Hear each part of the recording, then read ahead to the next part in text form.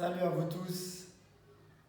Étant passionné par le cerveau, par son fonctionnement, parce que c'est en quelque sorte la centrale de commande, j'étudie depuis de nombreuses années les neurosciences en neurologie fonctionnelle et j'aimerais ou je tente cet après-midi de vous présenter quelque chose qui peut paraître complexe mais en fait qui peut se simplifier et schématiser.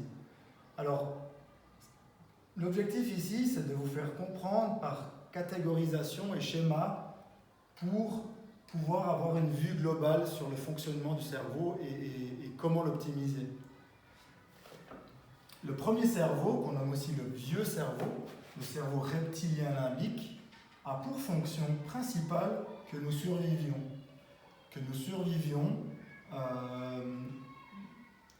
Où que nous sommes. Il va se poser une question, c'est est-ce que c'est safe? Est-ce que ce que tu entreprends, est-ce que ce que tu penses, est-ce que tu parles, est-ce que tu fais est safe pour ton intégrité physique? Si c'est le cas, il va nous laisser agir comme on l'aimerait initialement. Si ce n'est pas le cas, il va nous bloquer, nous restreindre dans notre action sous forme d'output de protection.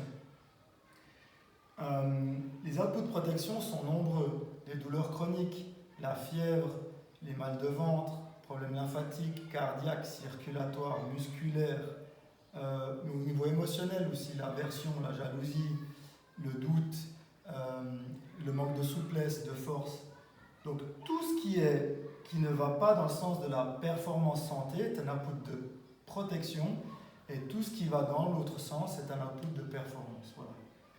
Comment il va se baser sur le pattern recognition ou la prévisibilité du mouvement? Plus il reconnaît la chose, plus il va nous laisser agir dans notre sens.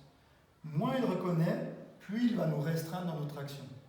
Si demain matin vous venez toute la matinée faire du rail, donc c'est l'équilibre sur une barre en plein soleil, sans boire forcément beaucoup, sans beaucoup de pause, sans être assis, certainement qu'il ne reconnaît pas cette action-là, il n'a pas l'habitude et il va vous restreindre dans votre action. Vous aurez vite mal à la tête, des crampes, des courbatures, et même des doutes, des sensations que vous n'êtes pas fort ou que vous n'y arriverez jamais. Et en fait, il fait ça pour nous protéger. En quelque sorte, ce cerveau, il va très vite nous amener à être sur le canapé et regarder la télé, manger des chips. Parce qu'il se pense que ça, c'est safe. Il ne connaît pas du tout la prévention, mais zéro. Il n'a pas de notion de prévention. Si vous êtes fatigué le soir et vous passez devant la boulangerie et un cookie, vous allez recevoir des informations qu'il faut aller manger ce cookie parce qu'on a besoin de sucre pour l'énergie. Il ne va pas se dire sucre égale diabète, égale va plutôt au lit, dors bien et demain ça ira mieux. Donc ce premier cerveau, il est vraiment là pour que nous survivons. Et plus nous allons développer de la prévisibilité dans ce qu'on fait, si par exemple le matin on a l'habitude de se lever le matin et de faire son yoga, plus on va devenir un spécialiste dans un domaine. Donc plus on arrive à rendre certaines actions prévisibles, plus on va être bon dans ce domaine et on va pouvoir agir dans cette direction. Ça, c'est ce que j'appelle la voie du spécialiste. Maintenant, le deuxième cerveau, ou le nouveau cerveau, néocortex, est une particularité de l'Homo sapiens sapiens. C'est en fait ce qui nous différencie un peu, entre autres, de l'animal. L'animal est prédominant dans le premier cerveau, dans l'instinctif, dans le maintenant, et le deuxième cerveau, il a cette fonction d'inhiber la fonction du premier cerveau si nécessaire. C'est lui qui va pouvoir interrompre, si nécessaire, tous ces outputs de protection, tous ces blocages, toutes ces peurs non nécessaires, tous ces doutes au niveau émotionnel, qu'on n'a pas envie de bouger, etc., qu'il n'y a pas besoin de manger de sucre, il suffit simplement d'aller au lit plus tôt. Et ça, c'est l'intelligence de l'Homo sapiens sapiens. Donc cette fonction d'inhiber la fonction du premier cerveau est importante pour la prévention, pour la réhabilitation, pour regagner confiance en nos articulations après une blessure, mais aussi pour la performance, pour oser aller plus loin que nos limites qu'on s'impose.